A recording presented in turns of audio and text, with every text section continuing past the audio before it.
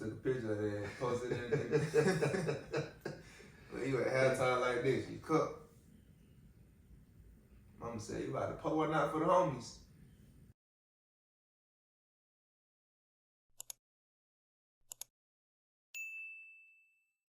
What it do, Tigg? What's up with Pops? You got it, man. You got it. Man, wild weekend. Crazy turn of events. A lovely weekend. I had a great time this weekend, and I hope you did as well. Oh yeah, most definitely. You already know, man. Super Bowl party. It's always a good time with the family. But man, let's get right into it. Super Bowl recap. I tell you one thing, I did not imagine this game going how it went.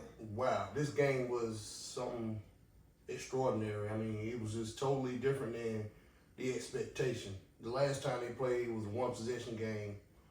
Every game Kansas City basically played this year was a one-possession game. Now this Super Bowl game trying to be a slight blowout. Hey, crazy. You did mention the last time they saw each other in the Super Bowl the first time. I want to say the Chiefs were actually down by maybe 17 at half as well. Well, they were down 24-0 this one. Right. 24-0 at half. It's crazy. But the thing about it is this go round, Philadelphia defense stayed solid. They stayed real solid. They kept a lot of pressure on Patrick Mahomes. 3 turnovers, 6 sacks. You know, that's a great deal of pressure. And, yeah. And to add to that, they limited Kansas City's time of possession, which is very important. Definitely did. 24-0 though. Man, unbelievable. I mean, and you said that pressure on Patrick Mahomes, man, he couldn't do nothing. Every time he got the ball, dropped back, they there. They were there. Either a sack or just that pressure on him allowed those 3 interceptions that he threw, let alone the pick six from the Cooper DeJean on his birthday, man. He had a lovely birthday gift. That was a great day. And the Super Bowl champ. Yeah. But the like that pressure, Kansas City's offensive coordinator couldn't dial up the correct plays to combat that pressure. So, or either the line couldn't hold up long enough to battle that pressure. So maybe the plays were called, maybe the defensive play were called that offset those play calls for pressure. Yeah, most definitely. Man, to hold Mahomes' top target, Travis Kelce, not one reception in the first half. Not one. And I don't think he touched the ball until the end of late in the third quarter. Right, and I think he's had 1 or 2 previous games like that at the beginning of the season where he wasn't targeted as much. But when you get behind quickly, when they got behind quickly, they started trying to get long home run balls, right, which is not really their style of play, their current style of play. Maybe they were trying to catch Philly off guard and catch something deep and long. Who knows? But I mean, they caught it one time, Xavier Worthy, but at that point in the game, I don't even think it mattered. Right. Man, Patrick Mahomes looked shook. He was scared. He looked scared in that pipe. I'm not going to lie. But Jalen Hurts, on the other hand, he looked poised. He looked poised like he's supposed to be there. Passing, running. He showed me a complete quarterback that game. They showed me a complete team, Philly in general. True. Real championship team right there. The only thing about it, we were looking for Saquon Barkley to have more rushing yards, but Kansas City did a great job at limiting his rushing yards. Yeah, I can't say that. 135 yards rushing total by Philadelphia.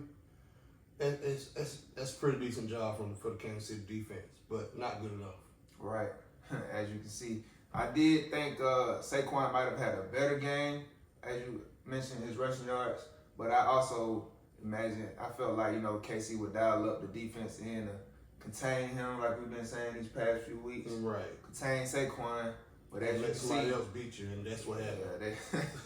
And Jalen Hurts, I want to say what he had 72 yards on the ground and a rushing touchdown with 220 passing yards and 2 touchdowns in the air. And only one turnover total by that Philadelphia team. So they won the turnover margin, 3-1? Yep, 3-1. Speaking of the Chiefs offense, as you can see, they didn't get much of anything clicking in the first half.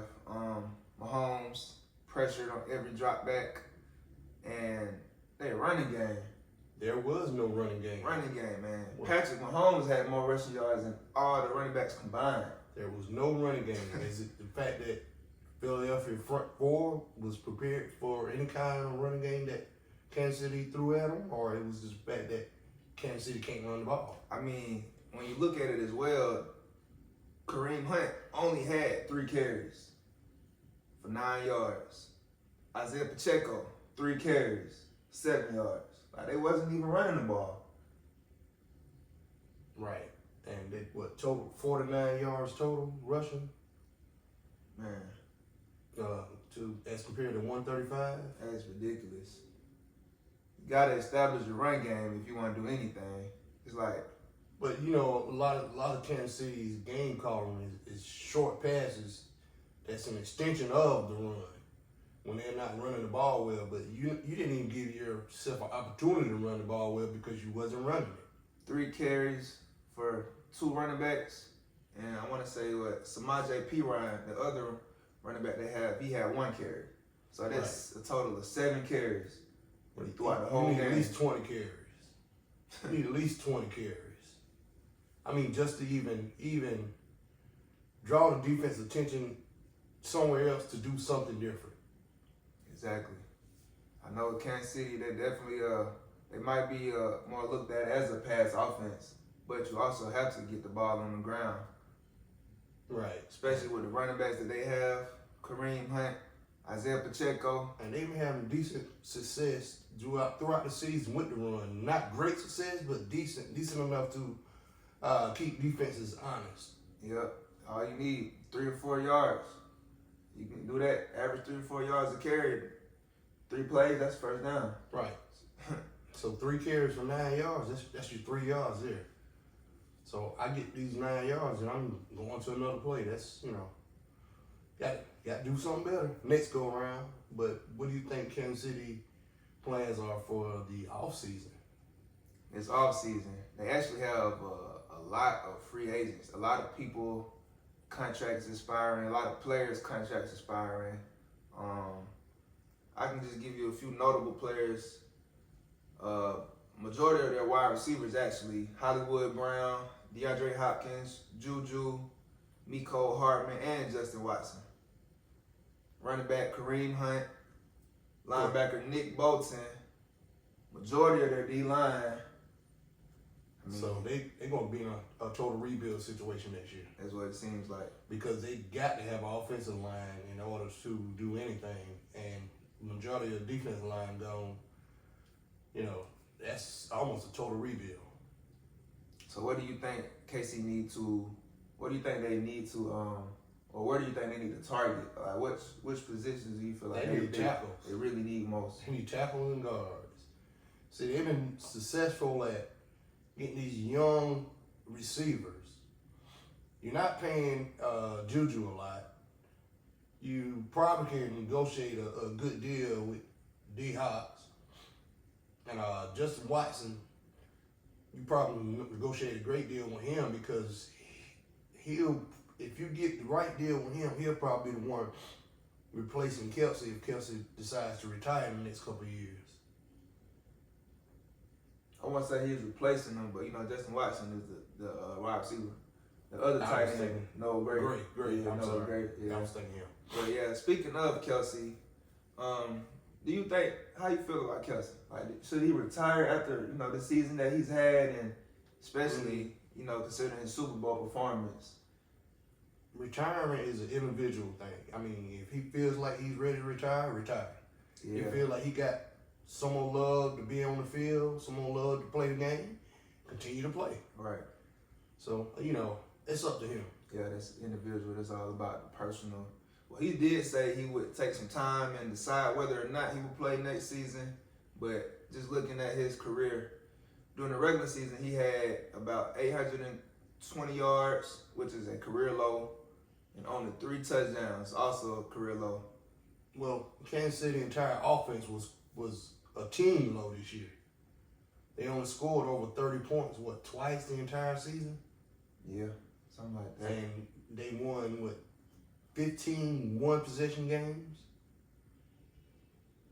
Was it 15 or 17 one-possession games? Majority of them, for sure. Right. So their offense was at a low this year. After seeing how KC played all year, barely winning a lot of close games, let alone this terrible performance, arguably in the big game. Right. And that's just... Do you think that their legacy run is over, though? Chiefs' legacy. All depend on how they rebuild. The Chiefs have been doing a great job ever since they had Alex Smith starting before Patrick Mahomes, in Patrick Mahomes' rookie year. They did a great job of building the organization. Now they got a few gaps they can fill in, but the way they go about getting players it reminds me of how the Patriots used to go get players 2 years here, 2 years there, while they bringing up a younger player, rookie, draft pick or a second-year player that's been cut by another team, while they bringing them along to play that position well.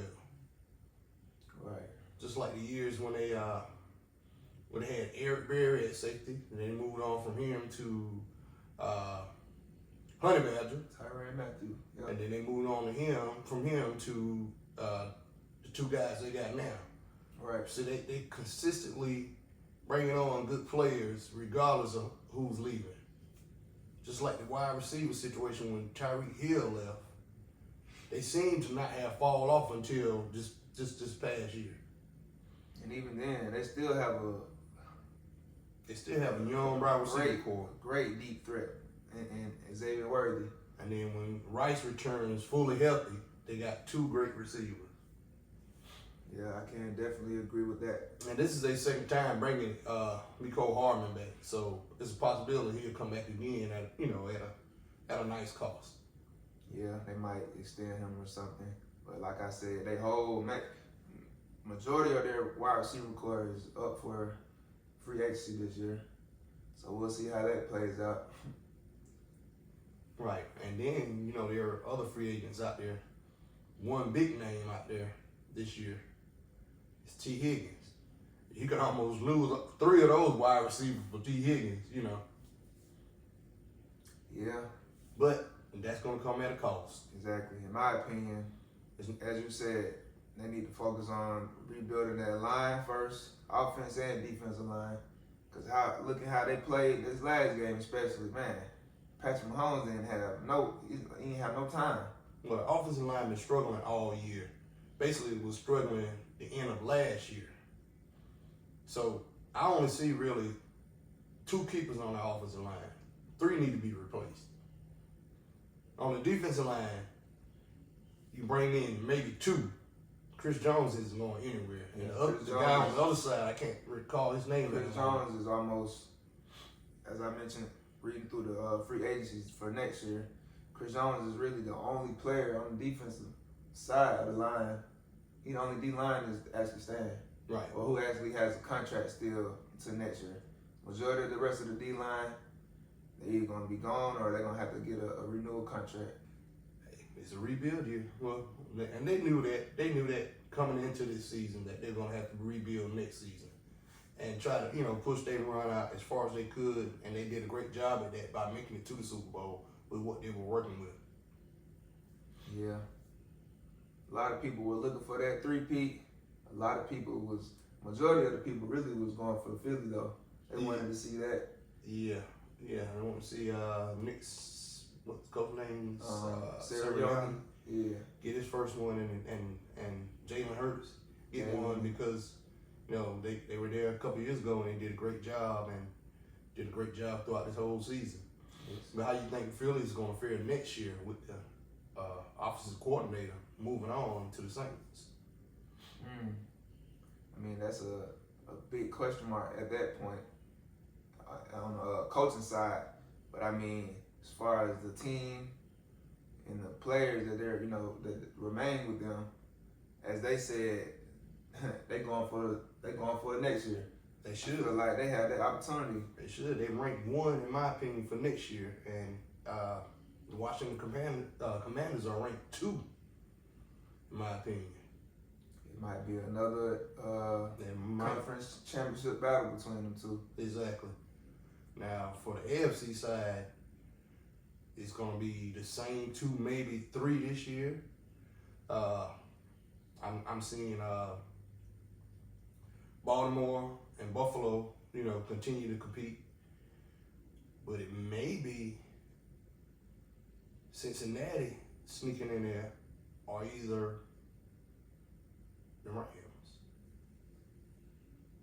Or the Rams on the Rams on On the NFC. Philly, on the Philly side.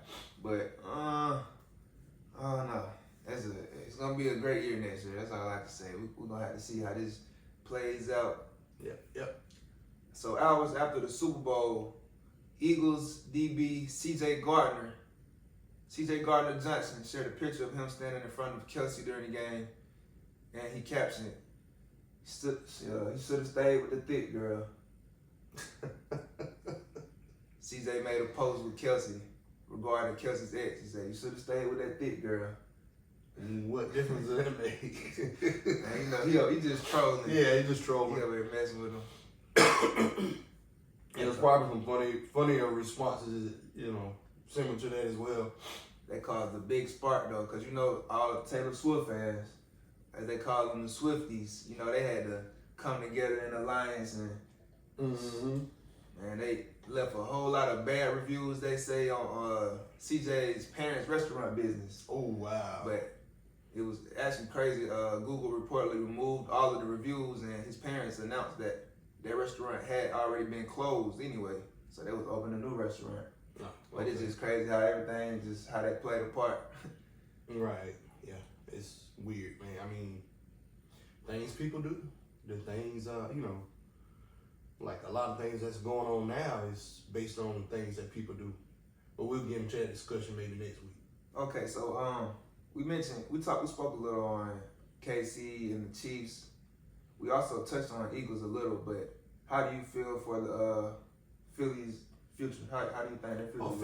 Philly's future looks great. They got 2 excellent receivers. I think both of those. But A.J. Brown maybe had 2 more years on his contract. Well, both of the receivers got 2 years on the contract. If Jalen Hurts continue to improve and play like he played in the Super Bowl, and barring any injuries, I see Philly competing to go to the Super Bowl every year for the next 2-3 years. At minimum, 2 or 3 years. And that, because you look at that division, the NFC, your top 3 teams, well, your top 3 quarterbacks, really, is Jalen Hurts, Jaden Daniels, and probably Baker Mayfield. I don't even count Dak in there because Dak has been riddled with injury for the last 3 years. Yeah, definitely been. Especially this past year. I don't even think he played half of the season. Right. And then the Cowboys got team issues as well. They need to do a rebuild as well. So I see the Eagles having the strongest team to continue to compete for a chance at going to several Super Bowls in the next 3-4 years. Yeah. Basically, definitely a top competitor in my eyes, though. In that Super Bowl, do you think the Eagles' time of possession played a big factor? I mean, they held the ball 16 more minutes than Kansas City, but I don't see. It's kind of hard to see what those 16 minutes were. I guess they were mostly in the first half, with the score being 24-0. I guess they held that ball that much longer in the first half. Yeah, I definitely can say in the first half, the time of possession, I remember in the first few drives, honestly, the first quarter, I mean, seems like KC, they couldn't even pick up a first down. Right. In and out. maybe pick up one first down, and then they start going backwards. Punt, just keep punting up. Like, you can't win a game like that, especially against those teams. Something like 6 punts as versus 2 for the Eagles. Yeah, that time of possession definitely plays a part. But I mean, if you can't pick up a first down, how you gonna score? Right. And Against the other thing is a team like Philadelphia Eagles, man, they put up what, 40 points on them? 40 to 22. And the Chiefs didn't score most of their points to the fourth quarter when it didn't even matter. Right. Yep. Their entire play was disastrous. Mainly that first half, that's what killed them. 24-0. I was expecting a way better game. I mean, I'm not mad at the outcome, but I just want to see a good game. Yeah, especially to be the last game of the season and the biggest game of the season, the Super Bowl. It's crazy. As I mentioned earlier, though, like, Mahomes, first of all, they didn't get the run game established. They didn't even run the ball at all, really. So, you know, they're already passing majority of the plays, drop back pass. Kelsey didn't get not one reception until the end of the third quarter.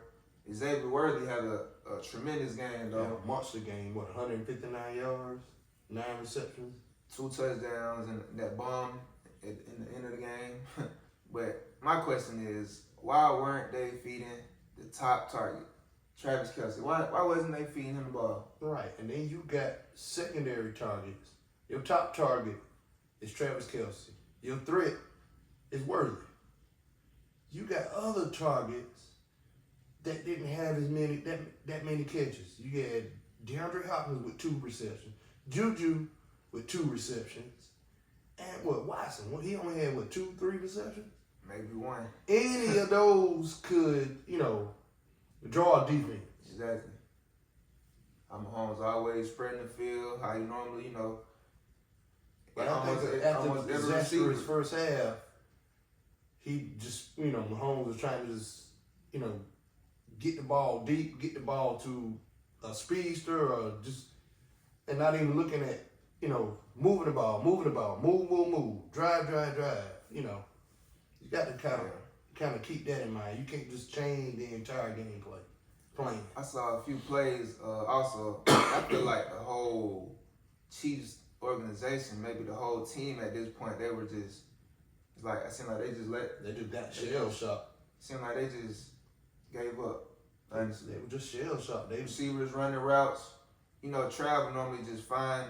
It's like he don't even run a real route. He'll just find a soft spot in defense. But I mean, I seen a few plays where he was just standing there while Mahomes running around. Kelsey will normally try to get open for him and make that play, but he's just standing there watching them struggle. Yeah, it's like they didn't even care. They wasn't even. I didn't see the fight in them. Right. I think the fight left right before the game. That fight left at halftime. I wonder what did Andy Reid, what did the coaches have to say to them at halftime, man? 24-0. What do you have to say to your team? Like, man. Hey. I don't know how that locker room. I don't know how that conversation went. I wish I was a fly on the wall that night. Man, I don't even want to be on the wall. Yeah. But that's all I have for this episode, Pops. Just wanted to talk about the Super Bowl a little bit. That sounds great, Tigg. Maybe next episode we can hit on some of the upcoming free agents in NFL. Let's talk about a little bit of the NBA trades that happen, and give our insight on where we see players and everything going. We can also bring up some other current events. Yeah, most definitely. Sounds good to me. Don't forget to like, comment, subscribe. Continue to share with your friends and family. We'll see y'all next episode. Next episode. Tigg and Pops.